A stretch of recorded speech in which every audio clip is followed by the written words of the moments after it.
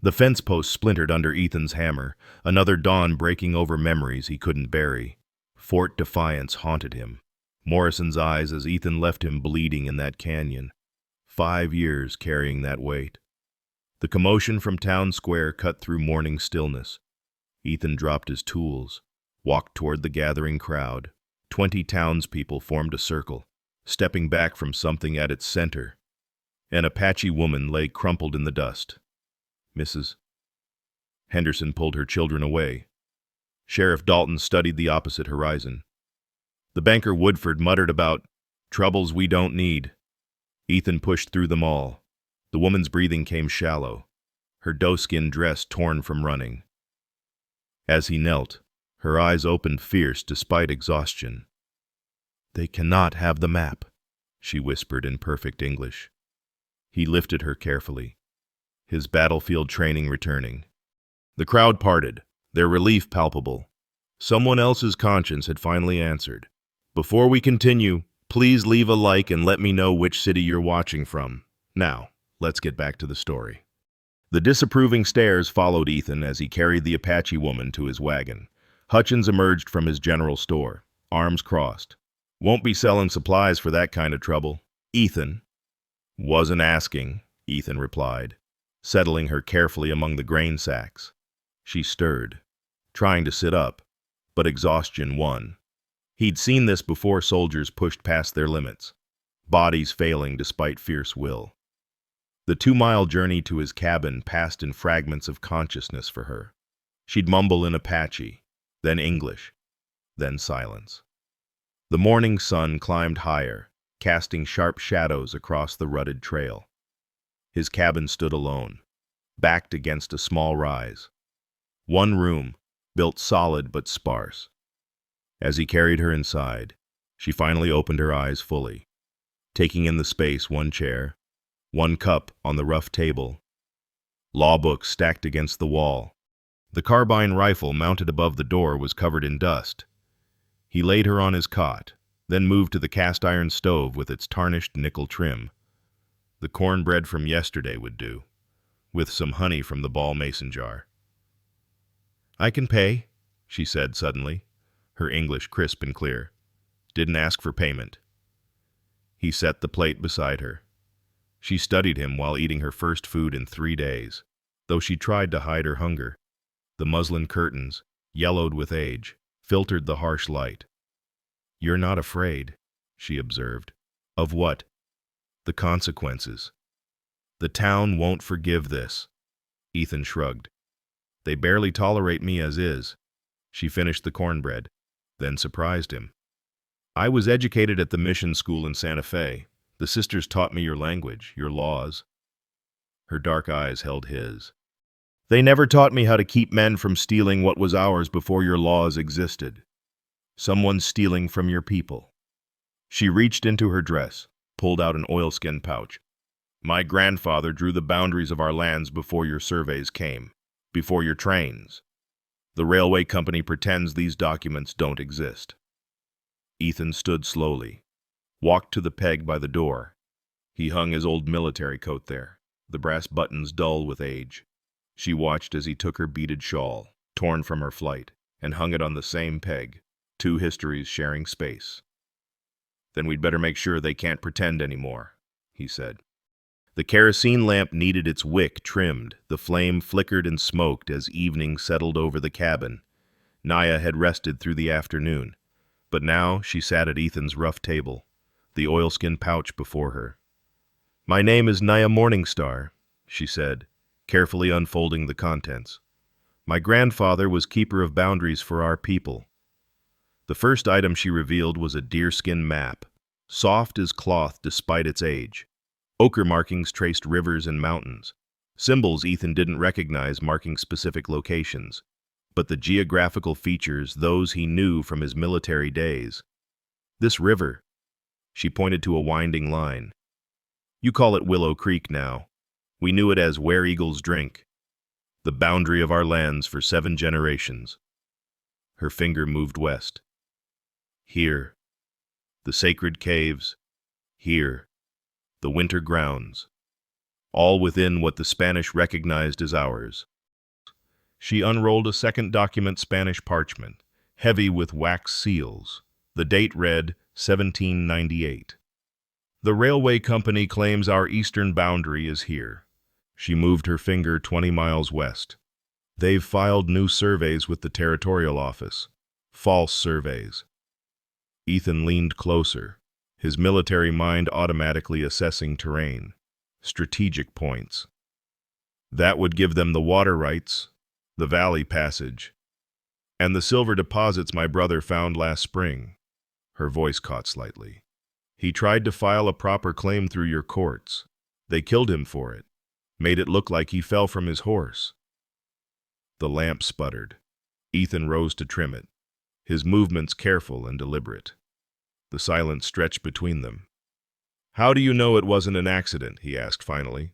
Because he was the finest horseman in 3 tribes. And because the railway man, Burke, told me so himself when he came to buy these documents. She touched the papers gently. He offered gold. When I refused, he offered threats. I ran. Ethan returned to the table, the lamp now burning steady. In the improved light, he could see exhaustion etched deep in her features, but beneath it, an iron will he recognized. At Glorietta Pass, he began slowly, surprising himself with the confession. I was supposed to hold the flank with Private Morrison. Apache scouts hit us hard. I saw the main force retreating, made a calculation, left Morrison to hold alone while I reported to command. He met her eyes. He held for 3 hours, died keeping that position. Command called me a hero for bringing intelligence that saved the battalion. But you know better. I know I'm alive because I chose survival over duty. Naya studied him. And now I know that real fighting isn't always done with guns. He pulled over his Montgomery Ward catalog, thick with mail-order goods but also containing territorial maps in the back pages. The railway needs these claims secured before the federal inspection this winter. That means they have to work through legal channels. Legal channels they control. Not all of them. Ethan opened to the territorial government section. Judge Harriman in the Capitol, he's federal appointed. Not local. Came from Boston. Has no stake in railway money. You think he'll care about Apache claims? I think he'll care about fraud. Falsified surveys are federal crimes. He looked at her documents again. These predate any American claims by decades. Your people trust oral history. My people trust papers. You have papers they fear. Naya was quiet for a moment, then smiled slightly, the first he'd seen from her. You sound like you're planning a campaign, soldier. Maybe I am. Question is whether you trust a man who failed once before. She looked at the 2 items hanging on the peg, his military coat, her beaded shawl, then at the books along his wall, the dusty rifle, the single chair that spoke of years of self-imposed isolation. I trust a man who knows the weight of his mistakes, she said. My grandfather once told me that wisdom comes not from never falling, but from choosing to stand again. The capital is 4 days' ride. Burke and his people will try to stop us. Then we move carefully, like tracking deer, patience and planning. Ethan stood, walked to his shelf of law books. He pulled down a worn volume, Blackstone's Commentaries. If we're going to fight them with their own weapons, you'll need to understand some basic legal principles. Prior claim, chain of title, documentary evidence. Teach me. They worked until the lamp oil ran low. Naya quick to grasp concepts that had taken Ethan months to understand from books alone. She asked sharp questions, made connections between Apache concepts of land custody and English common law. Your laws assume land can be owned, she said at one point. We believe we belong to the land, not the reverse. Maybe that's why your claims are stronger. You've belonged to this land longer than any piece of paper. As midnight approached, they had a plan. Travel separately to avoid attention. Gather supporting witnesses. The Chinese merchant Chen had mentioned having an uncle who'd worked the original surveys. Meet at the courthouse on the appointed day. Why? Naya asked suddenly. Why help me? This will cost you everything in that town. Ethan considered the question.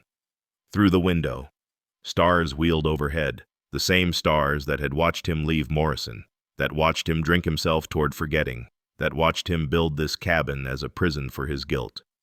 Because I've been dead for 5 years, he said finally. Maybe it's time to try living. And living means standing for something more than your own survival.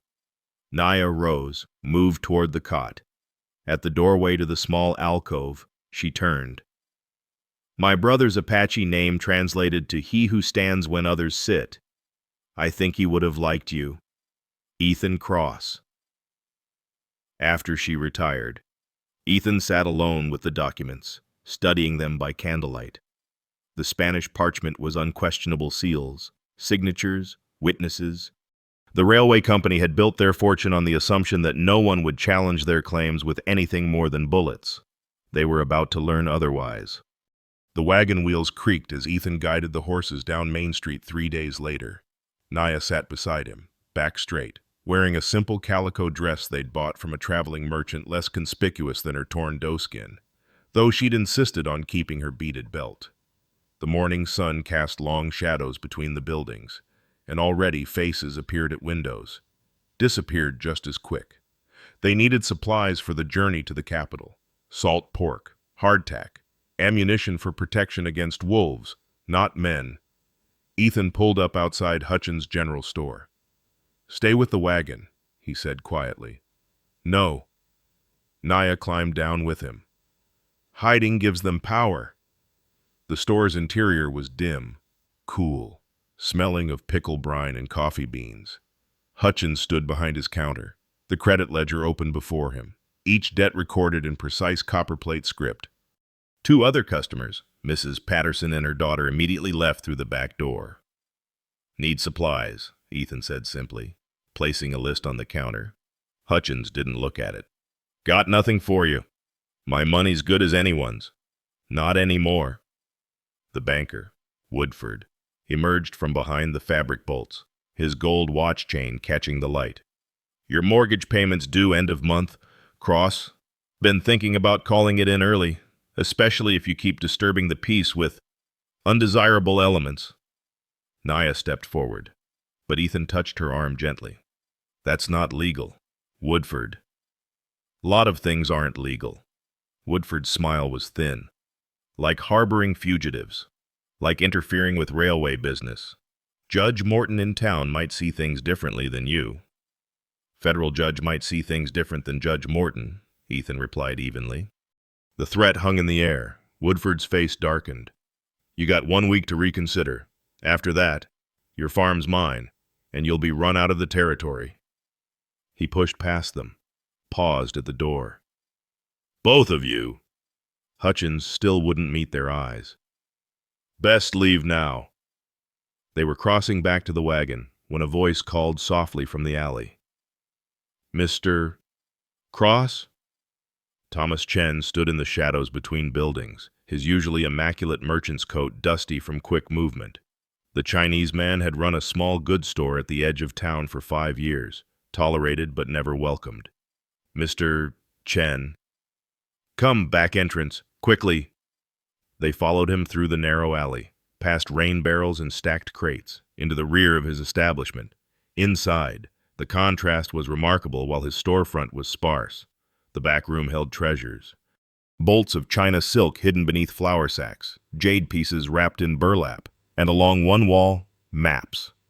I heard what you attempt, Chen said, already pulling supplies from shelves. The railroad men, they think we don't listen, don't understand, but we hear everything. He smiled slightly. Invisible people learn much. We can't ask you to risk, Ethan began. You don't ask. I offer. Chen moved to the maps. My uncle, Chen Wei, worked as surveyor for Central Pacific before the railway company pushed him out. He kept copies of everything.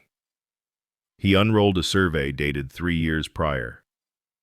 Look the original boundaries, before they changed them. Naya studied the document.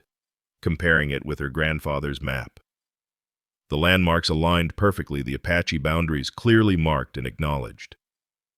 "This is evidence," she breathed. "Proof they knew the truth." "There's more." Chen pulled out a leather portfolio, letters between railway officials discussing the Apache problem, how to remove it quietly. He handed it to Ethan. "My uncle died last winter. Before he passed, he said truth is patient. It waits for its moment. Perhaps this is that moment." They spent an hour reviewing documents. Chen's nephew, a young man named David, who'd studied at the Territorial College, helping translate and organize. As they prepared to leave, laden with supplies, Chen insisted they take. The merchant stopped them. "Tonight, after dark, your cabin. There are others who wish to help but cannot be seen doing so." "Who?" Ethan asked. "Those who know what it means to be silenced. Be ready." The ride back to the cabin was tense, watching for riders following, but the road remained empty. As sunset approached, they prepared for visitors, uncertain who or how many would come. Full dark had settled when they heard the first horses. Ethan checked his rifle, though he kept it unloaded. Through the window, he saw 3 figures dismounting, all in dark cloaks. The knock was hesitant. When he opened the door, he nearly dropped his lamp. Mrs. Dalton, the sheriff's wife, Mrs. Henderson, the woman who'd pulled her children away from Naya, and surprisingly, young Miss Catherine Woodford, the banker's own daughter. "May we come in?" Mrs. Dalton asked, her voice steady despite obvious nervousness. The women entered, removing their cloaks. Catherine carried a basket of food, fresh bread, preserves, a ham. Mrs. Henderson held a medical kit, but Mrs. Dalton carried something far more valuable, a leather satchel of documents. "My father was James McKenna," she said without preamble. "Territorial surveyor before the railway bought out his position. He knew what they were doing was wrong, kept duplicate records of every survey, every boundary change." She set the satchel on the table. "He died fighting them in court, but I kept these." "Why?" Naya asked directly. "Why help us now?" Mrs. Dalton met her gaze. "Because I watched my father destroyed for telling the truth. Because my husband's about to lose his position for not arresting you fast enough. Because wrong is wrong, no matter who's doing it." Mrs. Henderson spoke up, voice thick with shame. "I pulled my children away from you. I was afraid of being associated. Afraid of losing our store's credit line." She looked at Naya. "But my grandmother was Irish. Came here during the hunger. People turned away from her too, called her names, refused her work. I forgot that history. Forgot what it meant to be the one turned away from." Catherine Woodford, barely 20, added quietly, "Father doesn't know I'm here. But I do his books, his correspondence. I've seen what they plan. It's not just Apache land. They mean to take everything Mexican grants, Chinese claims, small farmers, create an empire built on forged papers and threatened foreclosures." She pulled out a small notebook. "I've copied everything. Names, dates, amounts paid to officials." "This is dangerous for all of you," Ethan warned. "So is doing nothing." Mrs. Dalton replied. She reached into her bag once more, pulled out ladies' calling cards. "These are from women throughout the county, each one a promise of support. Testimony if needed. We leave them as signals if you see a card in a window. That home will offer aid." "My husband doesn't know," she continued. "He's a good man caught between conscience and duty. But there are things wives can do that husbands need not know about. Networks of whispers and tea meetings where more than recipes are shared." They spent 2 hours going through documents, creating a clear chain of evidence. The women had thought of details Ethan hadn't witnessed, testimonies from old-timers who remembered the original boundaries, birth records proving continuous Apache presence, even photographs from the town's early days showing Apache families trading peacefully. "There's something else," Catherine said as they prepared to leave. She pulled out what appeared to be a paste jewelry box, the kind that might hold cheap earrings. Inside, wrapped in velvet, were genuine Spanish gold pieces and old land seal stamps. These were used on original documents. If they try to claim your papers are forged, these prove authenticity. The impressions match. As the women donned their cloaks, Naya stood. You risk much for people you don't know. We know courage when we see it, Mrs. Dalton replied. It reminds us of what we could be, should be. She paused at the door. My father used to say that evil prospers when good people convince themselves they're powerless. Perhaps it's time to remember we have power, just different kinds than men recognize. After they left, Ethan and Naya sat in silence for a moment, overwhelmed by the unexpected support. Your town isn't what I thought, Naya said finally. People rarely are. When you look closer. Ethan studied the document spread before them. We have enough now, more than enough. The question is whether Judge Harriman will hear it. He'll hear it, Naya said with quiet conviction. Too many voices to ignore now, too many truths waiting to be spoken. Outside, a coyote howled in the distance, but in the cabin, surrounded by evidence and promises of support, the sound seemed less lonely than before. They had allies, hidden, cautious, but real. The lamp flickered, casting shadows of two people no longer alone in their fight. Tomorrow they would begin the journey to the capital. Tonight, they knew they carried more than documents. They carried the conscience of a community finally awakening to its own courage. The morning sun had barely touched the eastern ridge when Ethan woke to find Naya already outside. Through the cabin window, he watched her kneeling on a blanket, facing the rising sun, her lips moving in silent prayer. He'd started to step out yesterday when she'd begun this ritual, but she'd raised one hand slightly wait, so he learned to wait, brewing coffee from grounds he'd now used 3 times, giving her the solitude sacred moments required. When she finally entered, there was a peace in her features that hadn't been there before. We need medicines, she said simply, for the journey. The land provides if you know how to ask. They walked the low hills behind his cabin, Naya pointing out signs he'd never noticed despite 5 years on this land. A broken twig facing north deer had passed at dawn. Disturbed pebbles in a pattern rabbit's denning nearby. The way certain grasses bent revealed underground water. Your people see the land as empty, she said, kneeling beside a sprawling sagebush. But it speaks constantly. She harvested leaves carefully, taking only what wouldn't harm the plant. Desert sage for cleansing wounds.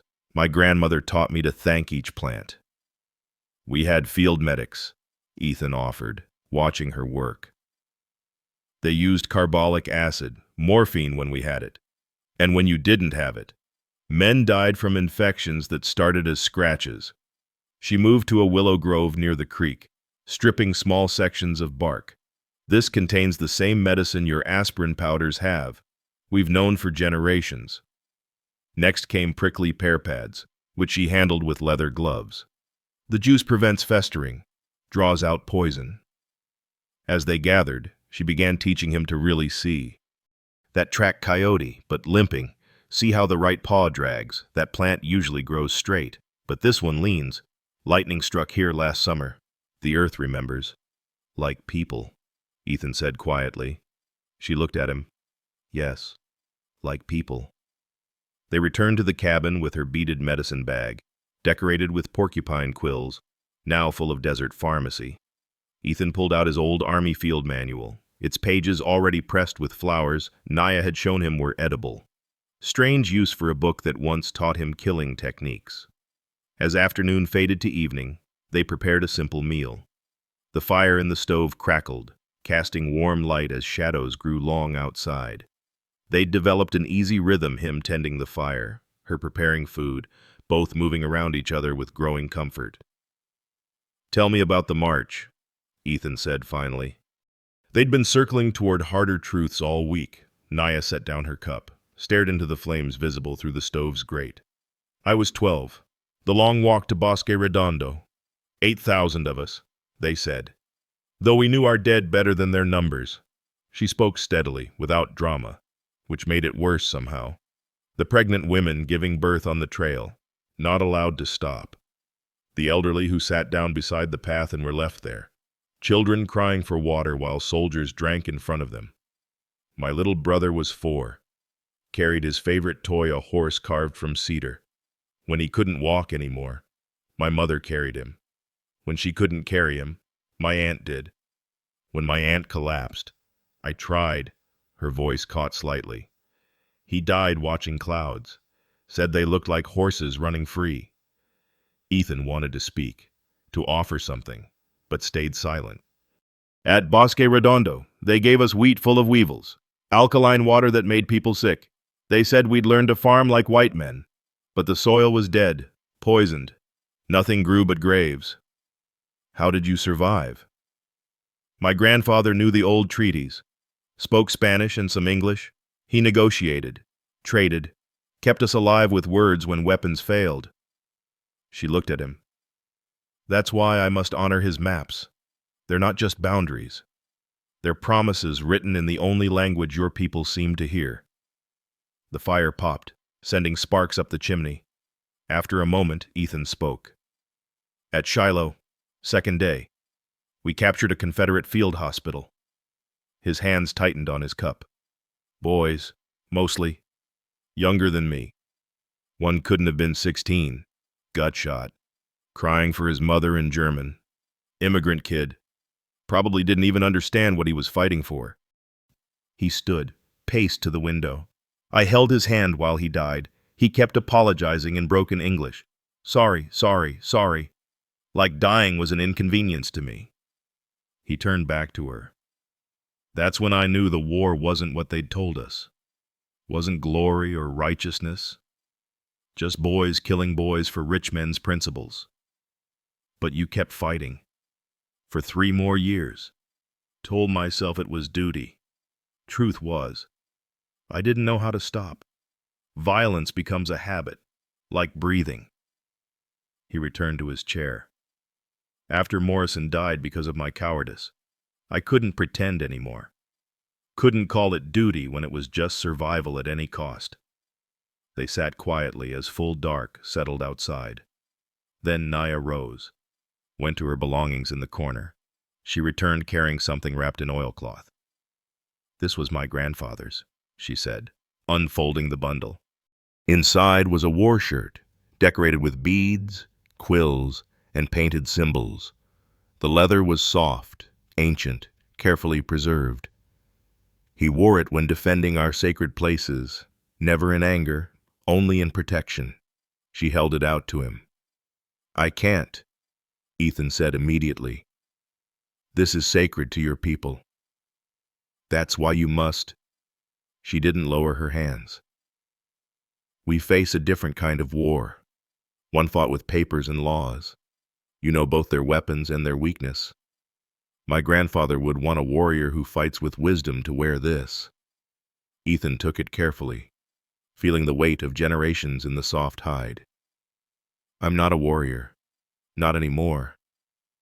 No, she agreed. You're something more useful. A man who knows the cost of violence and chooses another way. He folded it carefully, set it aside. Then teach me more about your ways, and I'll teach you ours. Why, you see, he pulled down his heavy Blackstone's commentaries, the book he'd studied by candlelight for 2 years, trying to understand the law that governed this new world he'd chosen over violence. Prior claim, he began, opening to a marked page. In your people's terms, first use. The law says whoever can prove they used land first, productively, has the strongest claim. We used it for centuries. Then we prove it. Through your grandfather's documents, through testimony, through the Spanish records that predate American law. He moved to another section. Chain of title, the unbroken line of ownership.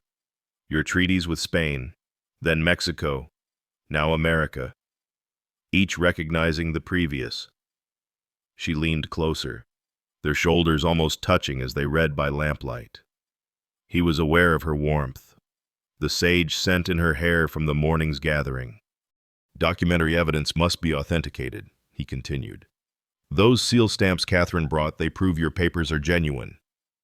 Your laws are weapons too, Naya said thoughtfully.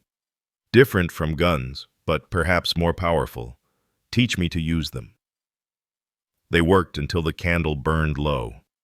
She took notes on his slate with chalk, her quick mind grasping concepts that connected to Apache understanding of justice and balance. When she struggled with a Latin phrase, he shifted closer to point it out. When he misunderstood an Apache concept of land custody, she placed her hand over his to guide his finger across her grandfather's map. Near midnight, the temperature dropped. Without thinking, Ethan pulled the wool blanket from his chair and draped it over both their shoulders. She didn't pull away, instead shifted slightly closer as they continued reading. In Apache belief, she said quietly, touching someone's shadow binds you to them temporarily. You become responsible for each other. And if the shadows are already joined, he indicated where their silhouettes merged on the wall, then perhaps the binding isn't temporary. They sat in companionable silence. The weight of coming challenges temporarily lifted. Tomorrow would bring preparation for the journey. Tonight, in the circle of lamplight, two people from different worlds found they were no longer strangers.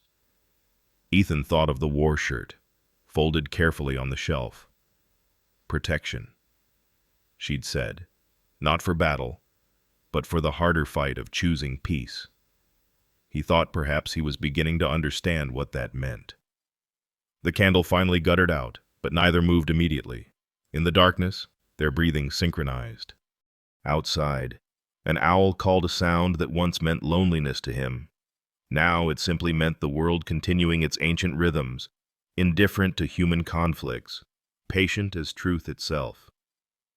We should rest, Naya said finally. Tomorrow we prepare for the capital. As she moved toward her sleeping area, she paused. Ethan, my grandfather once said that the strongest warriors are those who learn to fight alongside former enemies. He would have respected you. After she'd gone, Ethan sat alone for a moment longer. Through the window, stars wheeled overhead, the same stars that had watched his failures, his isolation, his attempt at redemption. Tomorrow they'd begin a journey that would challenge everything: their safety, their hopes, perhaps their lives. But tonight, for the first time in 5 years, he didn't feel alone under their light. The rider approached at noon, dust cloud announcing him long before his features became clear. Ethan set down the harness he'd been mending, felt Naya tense beside him. The man who dismounted was exactly what they'd expected: black suit despite the heat. Silver watch chain. Pinkerton detective badge deliberately visible on his vest. Silas Burke, the man announced, though they already knew. Representative of the Central Pacific Railway Company, I believe we need to discuss your recent activities. Nothing to discuss, Ethan replied, not moving from the porch. Burke smiled, the expression never reaching his eyes. Oh, I think there is. May I? Without waiting, he climbed the steps, pulled out a leather portfolio. The railway is prepared to be generous. $500, cash, enough to start fresh somewhere else. California, perhaps. Oregon. Far from here. Not interested. 700. Burke's voice remained pleasant. Plus train passage for 2. First class. You could be in San Francisco by month's end. Naya spoke for the first time. My people's bones are in this land. You cannot buy what isn't for sale. Burke's facade cracked slightly. Your people? Yes. He pulled out another document. Curious thing about your people. Miss Morningstar. According to federal records, you don't exist. No citizenship papers, no legal standing. Some might call you a fugitive from the reservation system. The reservation system ended for Apaches 3 years ago, Ethan interjected. For those who registered properly, did she? Burke let the question hang. The railway has many friends in the federal system. Papers can be found, or lost, warrants issued for individuals who threaten railroad development. Surely a former soldier understands how authority works. Ethan stepped forward, using his height advantage. I understand you're threatening us. Negotiating, Burke corrected. Though I should mention, the railway's patience has limits. We need clear title before the Federal Railroad Commission inspection this winter. That's 6 weeks away. We'd prefer willing sellers, but... He shrugged. But what? Ethan kept his voice level, though his hands wanted to form fists. Historical documents have a way of disappearing. Witnesses forget what they saw. Judges receive transfers to distant territories. Burke stood, brushed imaginary dust from his suit. $1,000. Final offer. You have 3 days to consider. As Burke turned to leave, Ethan employed an old interrogation technique from his Army days, sudden unexpected questions to throw off balance. Which Federal Inspector Harrison McKay? Burke paused. That's not... Because Harrison owes me a favor from Chancellorsville, saved his brother's unit, and McKay married my cousin. Small world. These federal appointments... It was pure bluff. Ethan knew neither man, but Burke's momentary uncertainty revealed much. You're lying, Burke said, but doubt colored his tone. Maybe. Want to risk it? Or maybe you'd prefer I mention to them how the railway's been filing duplicate claims. One set for federal review, another for local records. Another guess, but Burke's face confirmed it. The Pinkerton man's composure finally cracked. You have no idea who you're challenging. Cross? Men who cross the railway end up like that Apache boy. Accidents happen, especially to those who live alone, far from town. After Burke rode off, they decided to go to town for supplies, wanting to gauge the atmosphere.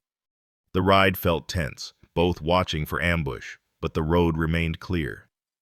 They spent 2 hours in town, gathering necessities from Chen's shop, noting how even fewer people would meet their eyes. Something had shifted. Fear hung heavier than before. It was late afternoon when they returned to find the cabin's door ajar, swinging in the breeze. Inside was chaos, but calculated chaos. Furniture overturned but not destroyed. Books scattered, pages torn but not burned. The flour bin had been emptied across the floor. White dust showing boot prints, 3 sets, maybe 4. The mattress was slashed, straw stuffing pulled out. Every drawer dumped, every shelf cleared, but not burned, not destroyed. A warning, not devastation. Naya immediately went to the corner where loose floorboards concealed a hidden space. Her grandfather's map and documents were still there, untouched. They hadn't found it. Without a word, they began cleaning. Ethan righted the furniture while Naya swept flour. She gathered scattered papers while he repaired the mattress with heavy thread. They worked in synchronization, neither speaking of violation or fear, just steadily reclaiming space. As Ethan reordered his books, something fell from between pages, his daguerreotype from the war. His younger self stared back, stern and certain, before Morrison, before everything. The glass was cracked, but the image survived. Naya picked it up, studied it. You looked harder then, she observed. Harder but emptier. I was. She found her beaded shawl trampled but not torn, shook it out, hung it back on its peg. A small act of defiance were still here. As they worked, hoofbeats approached, both tensed, but it was Chen's nephew, David, riding hard. The young man dismounted quickly, face flushed with urgency. Uncle sent me. News from the capital. He pulled out a telegram, carbon paper copy, smudged but readable. Judge Harriman will hear your case 1 week from today. But there's more. David handed over another paper. This came through railway channels. Uncle has a friend at the telegraph office. They're planning something. If you go to the capital, they'll claim the land's abandoned. Move in while you're gone. And if we don't go, Naya asked, then they claim you're not serious about legal challenge. Push through their filing unopposed. The trap was elegant in its simplicity. Leave and lose physical possession. Stay and lose legal standing. There's more, David continued. Similar grabs across 3 territories, Apache lands, Mexican grants, Chinese mining claims, all happening simultaneously. They're counting on dividing resistance. Ethan walked to the window, gazed out at the land he'd worked for 5 years, land that had been Naya's people's for generations before. What about protective witnesses? The women who promised to testify? That's just it, David said. Some would travel with you, but most can't leave for a week, harvest time. And the men would notice wives gone that long. They were alone, or nearly so. The support was real, but limited by practical reality. Naya surprised them both. Then we make them think we're not going. What? My people survived by making enemies see what they expected. If Burke believes we're frightened, staying here, he won't watch the roads carefully. She turned to David. Can your uncle spread word that we're too scared to travel, that the vandalism worked? David smiled slowly. Uncle would enjoy that performance. He'll complain loudly about cowardly customers. Make sure Burke's men hear. As David left, they surveyed the damaged cabin. Everything could be repaired, but the message was clear: the railway could reach them anywhere. That evening, a final visitor arrived. Sheriff Dalton himself, badge glinting in the last light. Ethan met him on the porch, hand near but not on his unloaded rifle. Ethan? The sheriff looked tired, older than his years. I'm supposed to arrest you. On what charges? Disturbing the peace. Harboring fugitives. Whatever Burke wants to call it. Dalton removed his hat, ran fingers through thinning hair. But Judge Morton's court is mysteriously full for the next 2 weeks. Can't arrest folks without a hearing date. Your wife knows you're here. She knows I'm doing what I can within the law, which isn't much, but isn't nothing either. He looked past Ethan to where Naya stood in the doorway. Ma'am, want you to know, not everyone agrees with what's happening, but mortgage payments and railway jobs make cowards of decent people. Including you, Naya asked directly. Especially me. Dalton's honesty was painful. But I came to warn you. Burke's hired guns, not Pinkertons. Local muscle. They won't kill you too much attention, but they'll try to stop you reaching the capital. Take the old military road, not the main route. Why tell us? Dalton replaced his hat. Because 20 years ago, I stood by while they pushed out the Mexicans. 10 years ago, watched them destroy the Chinese miners. Can't do much, but I can choose not to watch this time. He turned to leave, paused. My wife's father's documents, did they help? More than you know, Ethan confirmed. Good. He died thinking no one would ever see them. Least his truth gets a hearing. After Dalton left, they made final preparations. The cabin was secured, documents hidden in multiple locations. They'd leave before dawn. Take the military road, Dalton suggested. Chen would spread false information about their fear. The women supporters would create distractions, social events requiring Burke's attention. Are you afraid? Naya asked as they prepared for sleep. Yes, Ethan admitted, but not like before. Before, I feared dying. Now I fear not trying. My grandfather said fear is wisdom recognizing danger. Courage is acting despite that recognition. They were quiet for a moment. Through the window, stars emerged one by one. Tomorrow would begin the most dangerous part of their journey. Not the physical danger, both had survived worse, but the risk of hope, the possibility that truth might matter, that justice might prevail. Whatever happens, Ethan said quietly, I want you to know these past days, working together, it's reminded me who I wanted to be before the war changed everything.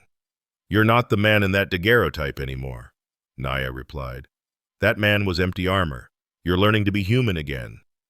As they settled for sleep, the vandalized cabin around them somehow felt stronger for having been tested. They'd cleaned it together, restored it together. Tomorrow they'd face whatever came together. The fear remained, but it had transformed into something else: determination. Not the harsh determination of soldiers or survivors, but the quiet resolve of people who'd found something worth protecting beyond themselves. The lamp burned low, casting familiar shadows. Outside, coyotes called across the desert. The sound no longer seemed threatening. Just another voice in the land's ancient conversation, a conversation they were finally learning to hear, to join, to honor. The warehouse behind Chen's store had never held such a gathering. Thomas Chen had lit his best whale oil lamps for the occasion, their clear light revealing faces that would never typically share the same room. It was past 10 o'clock, the town seemingly asleep. But 20 people had slipped through shadows to be here. Ethan and Naya entered last, having waited to ensure they weren't followed. The assembled group fell silent storekeepers, wives, 2 ranch hands, even the school teacher, Miss Graves, who'd never spoken politics in her life. They'd expected Chen, David, perhaps Mrs. Dalton. Not this. Surprised? Chen asked quietly, a slight smile on his usually composed face.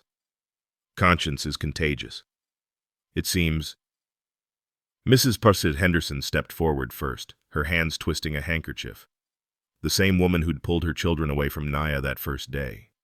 "I need to speak," she said, voice shaking but determined. "Fear made me small, made me cruel." She looked directly at Naya. "My grandmother came here during the Irish hunger. People spat at her, called her papist, said she'd steal jobs, and here I was, doing the same to you." She pulled out an envelope. "This is $40. It's not much, but it's what I could manage without my husband knowing, for your legal costs." She paused, then added firmly, "Let me help make it right." Others came forward. Jim Torres, whose family had lost their ranch to similar tactics 10 years ago, offered his knowledge of territorial law. Mrs. Chen presented silk handkerchiefs embroidered with hidden maps. "Decorative items don't get searched," she explained. The schoolteacher had spent 3 nights creating a detailed timeline of land ownership, cross-referenced with territorial records. "We can't all go to the Capitol," admitted Robert Chase, the telegraph operator who'd risked his job passing information. "But we can sign affidavits tonight. David's been teaching us the proper legal language." They worked with quiet efficiency. David had prepared documents on good paper, using India ink that wouldn't fade or smudge. Each witness wrote their account, what they'd seen, what they knew, what they'd heard railway men discuss.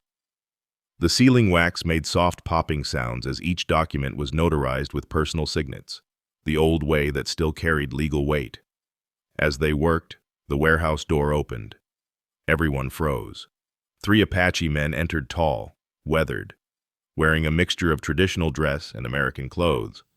Naya rose immediately, spoke rapidly in Apache, then embraced each man. "My cousins," she explained to the room. "Joseph, Samuel, and Paul Morningstar. They've ridden 4 days from the reservation." Joseph, the eldest, pulled out a leather cylinder. "Our grandmother kept these Spanish documents from 1784. The King of Spain himself recognized our boundaries." He unrolled them carefully, parchment brown with age but intact, heavy with official seals. Samuel added, "We also have this." He produced a leather-bound journal. "Written testimony from Don Miguel Cervantes, Spanish governor, about treaties with our people. His descendants in Santa Fe verified its authenticity." Paul, the youngest, spoke in accented but clear English.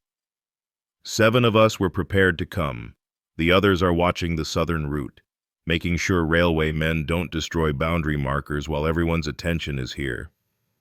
The room had grown quiet, watching this intersection of worlds. Then Miss Graves stood. "I've been teaching here 12 years. Never thought I'd have Apache students, Chinese students, Mexican students all in one classroom.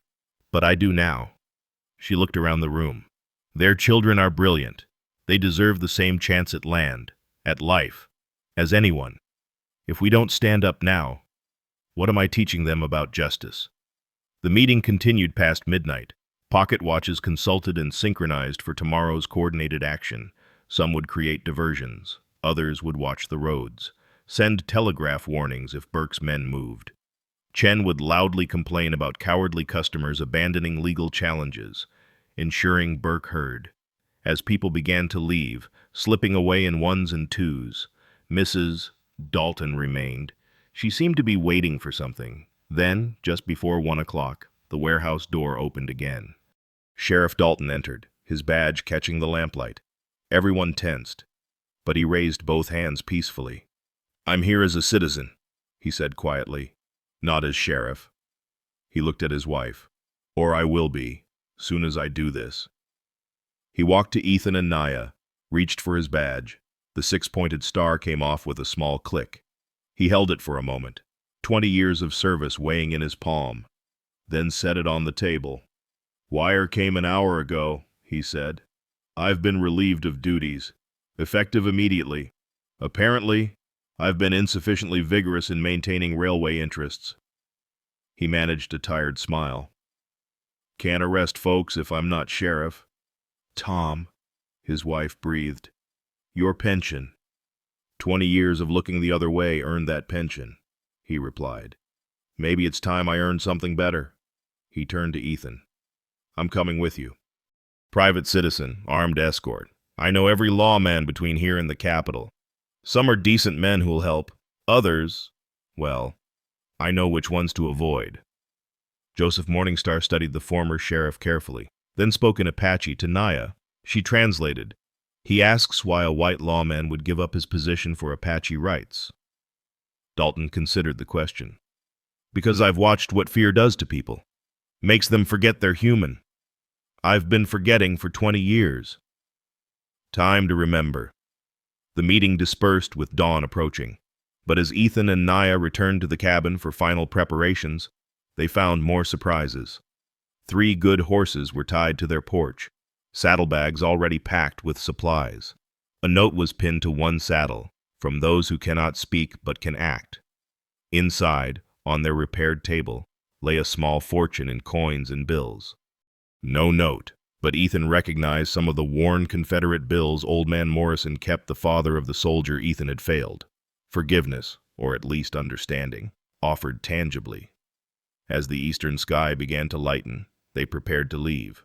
Naya wore her traditional dress, but with American riding boots a practical fusion. Ethan donned the war shirt she'd given him under his coat, its weight both foreign and right. The documents were divided among them, copies with the cousins, originals hidden in various saddlebags. Chen arrived with his nephew and 4 other men, all armed. "Escort to the territory border," he explained. "After that, Dalton knows the way."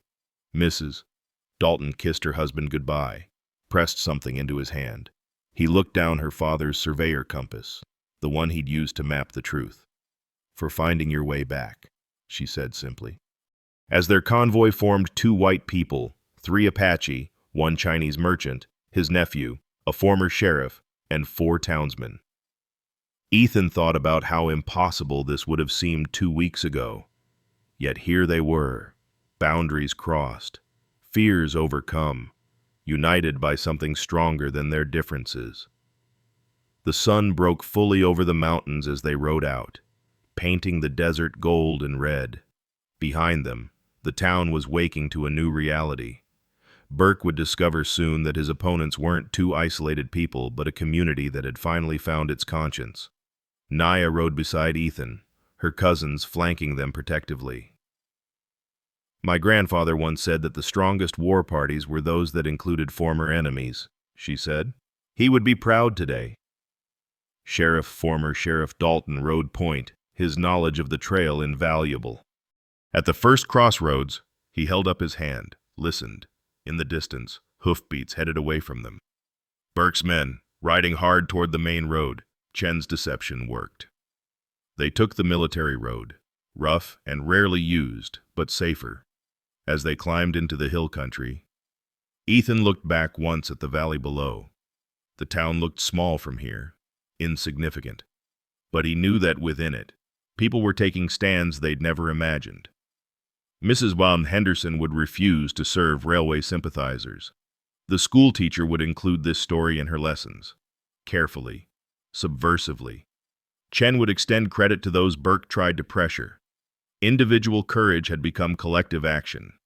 The war shirt Naya had given him wasn't just protection, it was a symbol of alliance, of wounds healing through shared purpose. "Ready?" Dalton asked. "The capital's still 3 days away." Ready, Ethan confirmed, feeling the weight of documents in his saddlebags, the weight of responsibility on his shoulders, but also the lightness of not bearing it alone. They rode on, dust rising behind them, the sun climbing higher. Whatever waited in the capital, corrupt judges, railway lawyers, government bureaucracy, they would face it not as victims, but as representatives of a community that had remembered its conscience. The land itself seemed to approve, the desert blooming with late summer flowers after unexpected rain, beauty emerging from harsh ground. Hope, Ethan thought, was like those desert blooms. It waited, sometimes for years, for the right conditions. But when those conditions came, when courage met conscience, when different peoples found common cause, it bloomed with surprising strength. The war shirt moved with his breathing, foreign and familiar at once. Beside him, Naya began to sing softly in Apache, a traveling song her grandmother had taught her. One by one, her cousins joined in.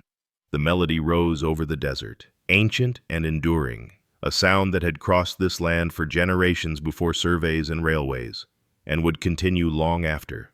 They rode toward justice, or at least toward the attempt at justice, and that attempt itself was a victory none of them had expected. The territorial capital courthouse rose 3 stories of red brick and limestone, its clock tower presiding over dusty streets where power was traded as surely as cattle. Ethan adjusted the war shirt beneath his coat as they climbed the granite steps. Naya walked beside him, wearing her grandmother's finest beaded dress, her cousins flanking them in their best clothes, a deliberate display of dignity. The courtroom was already half full when they entered at 9 o'clock sharp. Railway lawyers occupied the front left table, 3 men in expensive suits, leather cases bulging with documents. Burke sat behind them, confident as a card player holding aces. The brass spittoons at each table corner gleamed with recent polishing, and oil paintings of territorial governors gazed down from wood-paneled walls, stern men who'd overseen the transformation of Apache land into American territory. Judge Harriman entered precisely at 9:30. Ethan had expected the powdered wig of Eastern tradition, but found instead a clean-shaven man in simple black robes, the theatrical trappings of Eastern courts abandoned for Western practicality. His eyes, however, were sharp as telegraph wire. The matter of territorial boundaries concerning the Central Pacific Railway Company and the Apache claims, represented by... The judge paused, consulting his papers. Naya Morningstar and Associates, the lead railway lawyer, Reginald Worthington from San Francisco, stood immediately. Your Honor, we question whether this court has jurisdiction over what is essentially a corporate land transaction already approved by local authorities. And yet you're here, Judge Harriman observed dryly. Proceed with your case. Worthington laid out the railway's position with practiced efficiency. Maps were produced, surveys dated within the last 2 years, all showing the disputed boundaries in the railway's favor. Documents bore official seals, signatures of recognized surveyors, testimony from reliable witnesses who swore the Apache had abandoned any claim to the eastern portions. Furthermore, Worthington continued, producing a letter. We have correspondence from the Bureau of Indian Affairs stating that no formal Apache claim exists for these territories. Ethan watched Naya's jaw tighten, but she remained silent, hands folded in her lap. They'd anticipated this, the bureaucratic maze that denied native peoples legal standing even while taking their land. When Worthington finished, Judge Harriman turned to their table. Your response. Ethan stood, his military-bearing automatic in the formal setting. Your Honor, will demonstrate that every document the railway has presented is either forged, altered, or obtained through coercion. He began with mathematical precision, laying out evidence chronologically. First, the Spanish documents from 1784, their age undeniable, their seals authenticated by experts in Santa Fe. Then Mexican territorial records from 1836 recognizing the same boundaries. Finally, the original American surveys from 1851 before the railway's influence. If it please the court, Ethan said, we have a sworn affidavit from Chen Wei, former surveyor for the Central Pacific Railway Company. The court reporter, a thin man operating a mechanical stenograph that clicked like insects, recorded every word as Ethan read Chen's testimony. The dead man's words carried weight, how he'd been ordered to alter surveys, threatened when he refused, finally fleeing for his life. How the railway kept two sets of books, one for federal inspectors, another for land grabs. Hearsay, Worthington objected. A dead man's claims cannot be cross-examined. But his maps can be, Ethan replied, producing Chenway's original surveys. These predate the railway's documents by 3 years. Note the boundary markers, the water rights, the sacred sites, all clearly within Apache territory. Judge Harriman studied the maps carefully. Miss Morningstar, do you wish to testify? Naya rose with a grace that commanded attention. As she walked to the witness box, the room fell silent. Even the street noise seemed to fade. She placed her hand on the Bible, then spoke. I swear by this book, and by the sacred mountains of my people, to speak only truth. She began in Apache, her voice carrying the cadence of generations. The court reporter looked confused, his machine silent. Then she switched to Spanish, the language of the first European treaties with her people. Finally, English. My name is Naya Morningstar. My grandfather was Jose Morningstar, keeper of boundaries. His grandfather was Eagle who sees far, who met with Spanish governors before your country existed. She produced a small leather bundle. These are the marks of my family, unbroken for 7 generations. From the bundle, she withdrew items one by one. A Spanish coin dated 1792 given in treaty. A Mexican military button from an officer who'd mapped their lands in 1832. An American cavalry insignia from Captain James Morrison. She looked directly at Ethan, who'd recognized their boundaries in 1866, before politics changed policies. We have been here since before your maps, your railways, your courts, she continued. We learned your languages, your laws, your ways of marking truth on paper because we had to. But that doesn't erase what came before. As she spoke, rain began to fall outside, first a whisper against windows, then steady drumming on the roof. Thunder rolled across the valley, unusual for the season, as if the land itself was speaking. The railway says we abandoned these lands. Naya pulled out a final document. This is the death certificate of my brother, killed 2 months ago defending those same abandoned lands. This is testimony from 17 Apache families still living within the disputed boundaries, sworn before a priest because you don't accept our own word. This is... The courtroom doors burst open. 20 people filed in, travel dusty and determined. Ethan recognized some Mrs. Henderson, the school teacher Miss Graves, several ranchers who'd driven through the night. But there were others, Mexican families who'd lost lands to similar schemes, Chinese merchants from 3 towns, even a group of former soldiers who'd served with Ethan. Your Honor, one of them called out, we've come to bear witness.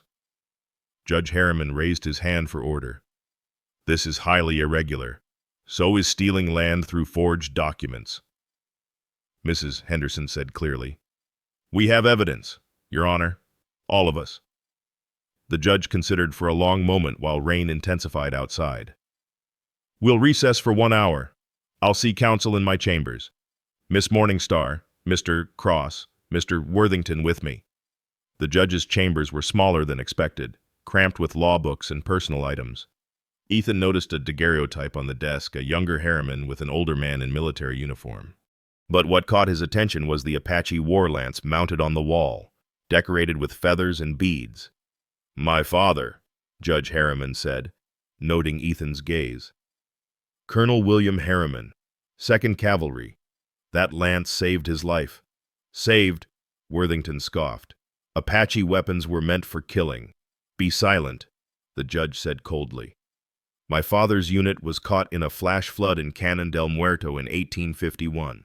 Apache warriors pulled 7 soldiers from the waters, including my father. Their chief, man who walks quiet, personally carried him to safety.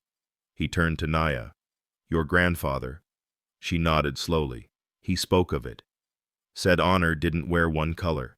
My father spent 10 years trying to repay that debt through fair treatment, honest dealings. Politics destroyed his efforts, forced his retirement. He died believing he'd failed. Harriman moved to his desk, pulled out a leather journal. These are his personal records. Every treaty, every boundary, every promise made and broken. He documented it all. Worthington had gone pale. Your Honor, surely personal feelings cannot influence. The law influences me, Mr. Worthington. And the law says prior claim takes precedence. The law says documentary evidence must be authenticated. The law says fraud voids contracts. He looked at the railway lawyer. Your documents are dated 1883. The Apache documents are dated 1784. Even a child could do that arithmetic. The railway won't accept this, Worthington said desperately. We have investments, shareholders, government contracts. Then perhaps the railway should have considered that before committing fraud. The judge turned to Ethan and Naya. However, I'm going to give you a choice. I can rule publicly, which will certainly be appealed, dragged through courts for years. Or Mr. Worthington here can convince his clients to accept a settlement that recognizes the original boundaries, compensates for damages, and withdraws all claims to Apache lands. Worthington started to protest, but Harriman cut him off. I should mention that my complete ruling would include referring evidence of fraud to federal prosecutors. Corporate executives have been imprisoned for less. The lawyer slumped in defeat. I'll need to telegraph San Francisco. You have 1 hour. They returned to the courtroom to find it completely packed. The crowd that had traveled through the night had been joined by local residents, journalists, even other judges curious about the proceedings. Someone had brought coffee and sandwiches. The community that had formed around this case was sustaining itself. Sheriff Dalton, former sheriff, had been organizing witnesses, creating a clear record of testimony. The court reporter looked overwhelmed but continued his mechanical recording.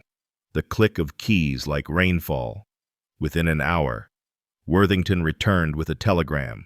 The railway would accept the settlement. Original boundaries recognized. $50,000 in compensation for damages and false claims. Withdrawal of all current and future claims to Apache territories. But Naya surprised everyone. We accept the boundaries and withdrawal. The money should go to establishing a legal fund for all people Apache, Mexican, Chinese, others who face similar theft. Let it protect future generations. Judge Harriman's eyes showed something that might have been respect. The court accepts this proposal. Furthermore, this case establishes precedent. Original claims, properly documented, supersede corporate expansion. Period. He raised his gavel. The court finds in favor of Naya Morningstar and the Apache claim. All fraudulent documents are void. Any attempts to enforce them will result in criminal prosecution. The gavel came down with finality. The courtroom erupted, not in violence or anger, but in something rarer joy mixed with disbelief. People who'd never spoken embraced. Former enemies shook hands. The rain outside had become a downpour, but inside, the storm had passed. Burke tried to slip out during the celebration but found his way blocked by Joseph Morningstar and several other Apache men. They said nothing, simply stood until Burke retreated to another exit. Worthington approached Ethan as papers were signed. You played this well. Cross. Military strategy applied to legal battlefield. It wasn't strategy, Ethan replied. It was truth. You just weren't prepared for people to stand behind it. As they prepared to leave, Judge Harriman called Naya aside. He handed her the war lance from his wall. This belonged to your grandfather. My father was supposed to return it but never got the chance. Debt repaid. She accepted it with both hands, the weight of history tangible. My grandfather would say the debt was in the saving, not the returning. But thank you. Outside, the rain had stopped. The sun broke through clouds, turning wet streets to gold. The crowd that had formed around them wasn't dispersing, if anything. It was growing. Word had spread through the capital. David versus Goliath. Someone said, Justice versus money, said another. But Ethan, standing beside Naya as she held her grandfather's lance, knew it was simpler than that. It was people choosing courage over comfort, community over isolation, truth over convenient lies. The war shirt under his coat no longer felt foreign. It felt like belonging to something larger than his own guilt and redemption. "What now?" someone called out. Naya looked at Ethan, then at the crowd. Apache, Mexican, Chinese, white, all standing together in the afternoon sun. "Now we go home, and we build something better, together." The clock tower chimed 3 o'clock. In the railway offices, executives were already calculating losses, planning new schemes. But in the street, something had shifted. Precedent had been set, not just legal, but moral. Sometimes, against all odds, truth prevailed. The journey home from the capital took 5 days instead of 3. Not because of danger, Burke and his men had vanished like smoke after the ruling, but because word had spread ahead of them. At every small settlement, people emerged to witness what they'd hardly dared believe: justice had prevailed against the railway. Judge Harriman's final ruling had been more comprehensive than even Ethan had hoped. Not only were the original boundaries restored, but the judge had ordered a federal investigation into the Central Pacific Railway's land practices across 3 territories. The telegraph wires had carried the news faster than horses could travel, and by the time they reached the valley overlooking their town, church bells were already ringing. It was sunset when they descended the final ridge. The entire town, it seemed, had gathered in the main street. Torches and lanterns created pools of light in the gathering dusk. As they rode in, the crowd parted, then closed behind them, following their progress to the courthouse square. Sheriff Dalton, still former sheriff, dismounted first, his badge still absent from his vest. But Mayor Whitman was waiting with a delegation of townsmen. "Tom Dalton," the mayor said formally, though his voice cracked with emotion. "The town council met this morning. Unanimous vote. We're asking you to resume your duties." Dalton looked at his wife, who'd pushed through the crowd, tears streaming down her face. "Only if the town understands I serve the law, not special interests."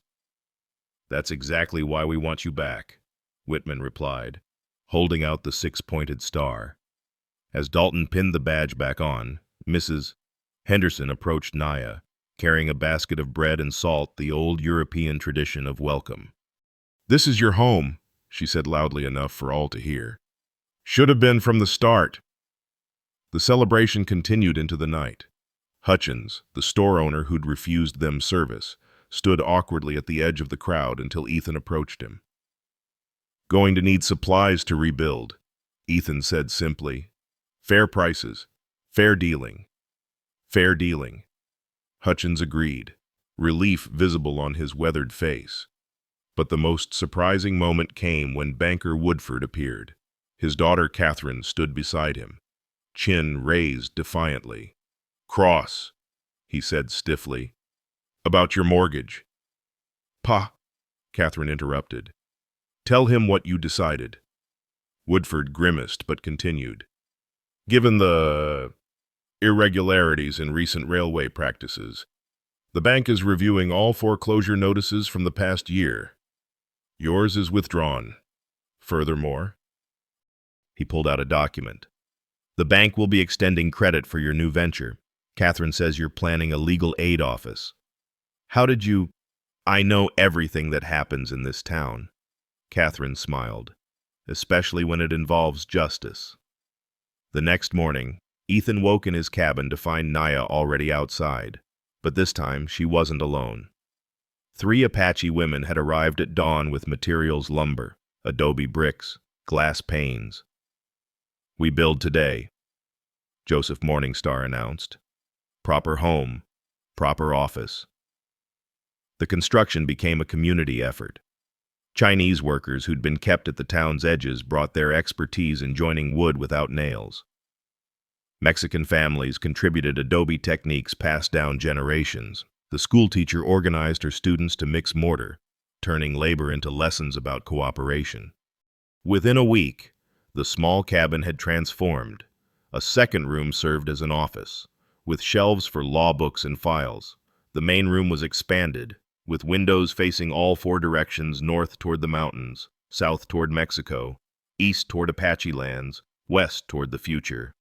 Chen contributed a hand-painted sign in gold leaf, cross and morning star, legal advocates.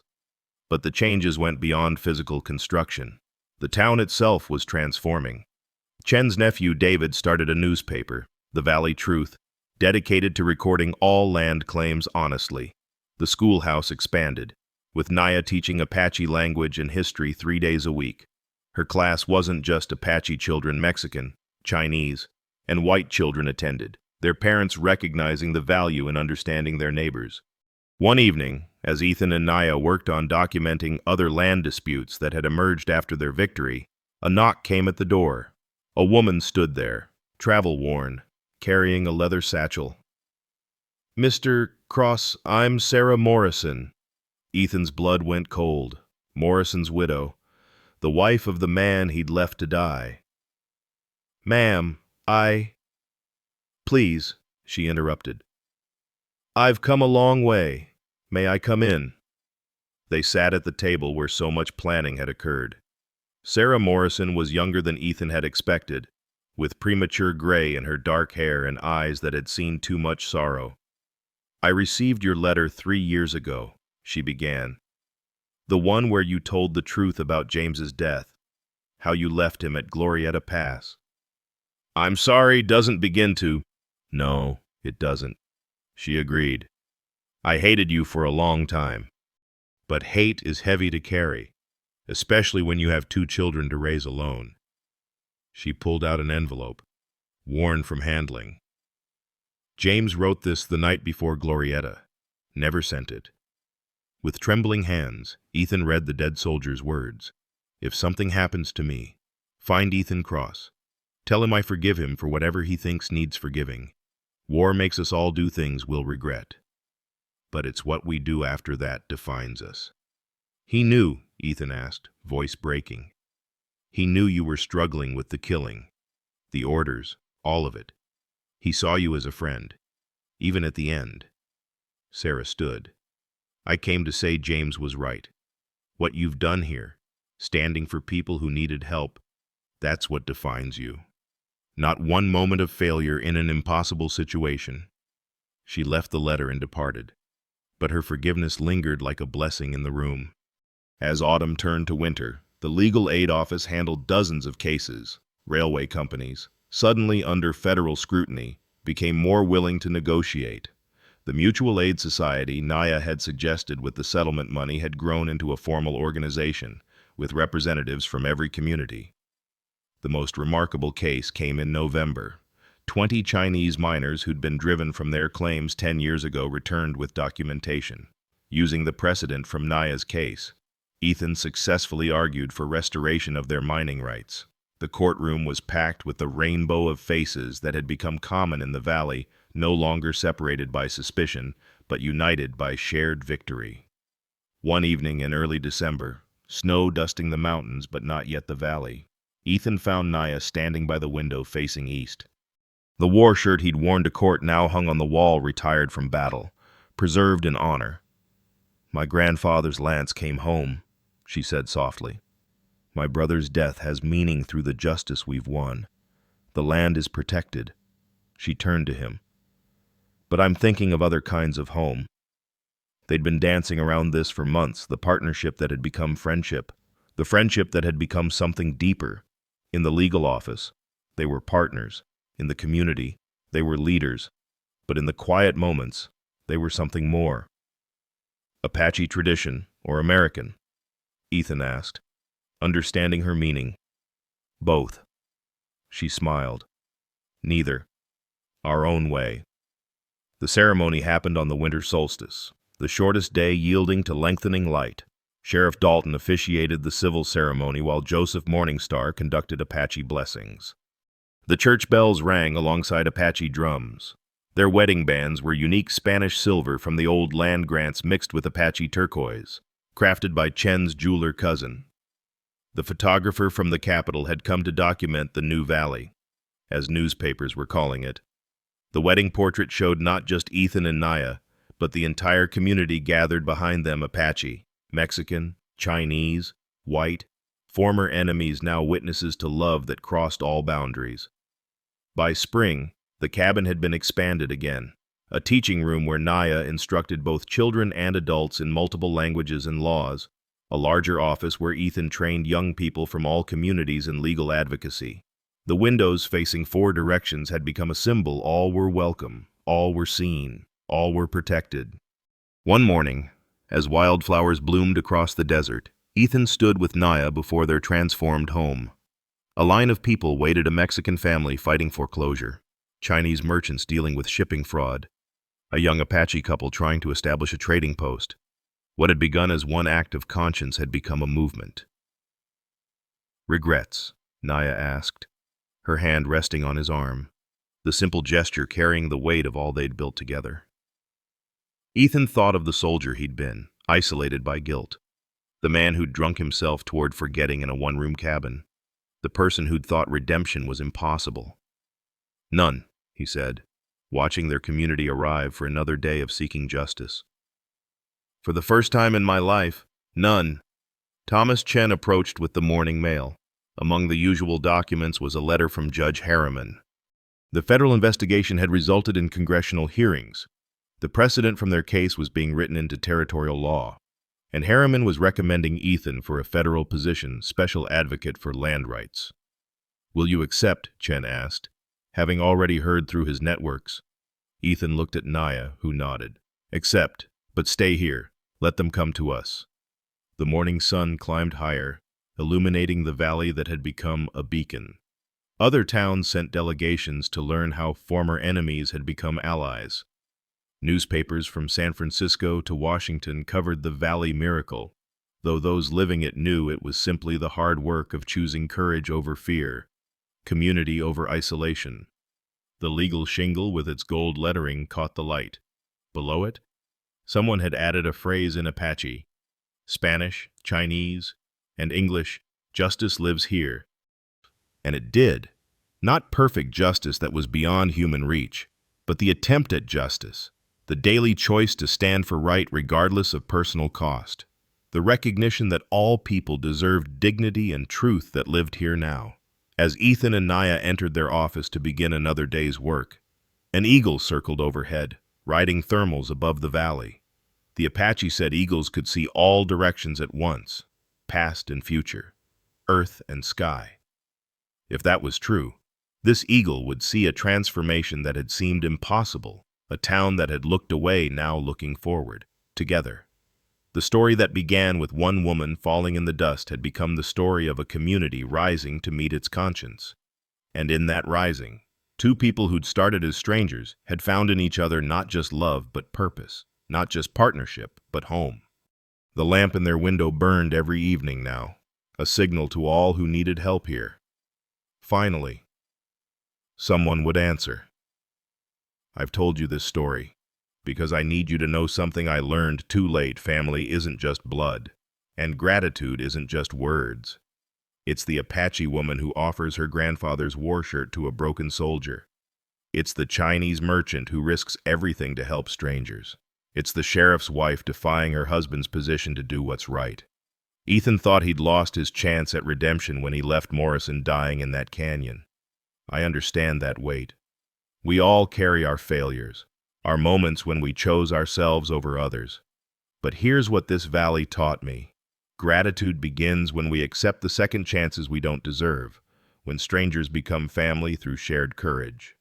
The women who came in darkness with documents and promises they were family. The Apache cousins who rode 4 days to stand with their sister family. The former sheriff who gave up his pension for principal family.